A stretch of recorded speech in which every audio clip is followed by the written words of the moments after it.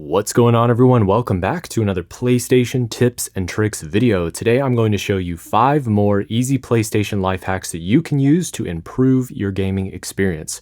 Hopefully you all learned something useful, and if you enjoy these videos, make sure to hit the like button. So starting off with number 1, this trick helps you clean up and organize your trophies list.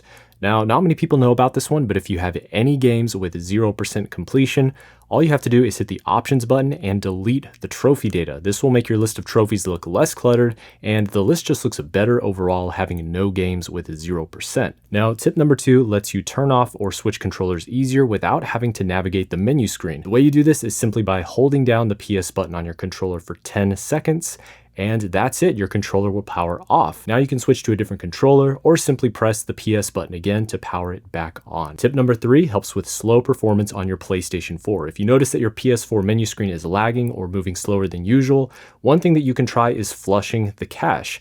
To do this, you need to completely disconnect the AC cable from the console and wait 30 seconds. Then after 30 seconds has passed, you can reconnect the cable and power on the system. It's that simple. Tip number 4 makes it easier to redeem codes from the PlayStation Store. To do this, you need a smartphone or tablet in the official PS app. Simply access the app, click on the PS icon, and select Redeem Codes. From here, you can either type in the code manually or scan the card using the device camera. If you haven't downloaded the PS app already, I highly recommend it because it has a ton of useful features. And last but not least, tip number 5 will make your PS4 dashboard look nearly identical to that of a PlayStation 2, aka the best console ever made. To do this, simply go to the PS Store, select Themes, and look for a theme called Legacy Dynamic. It does cost a couple dollars, but it's totally worth it if you want to relive some early 2000s nostalgia. So there you guys have it. I hope that you all enjoyed this video and found it useful. If you did, make sure to leave a like rating on the video, comment below to let me know what you think, and as always, don't forget to subscribe and ring the bell for post notifications.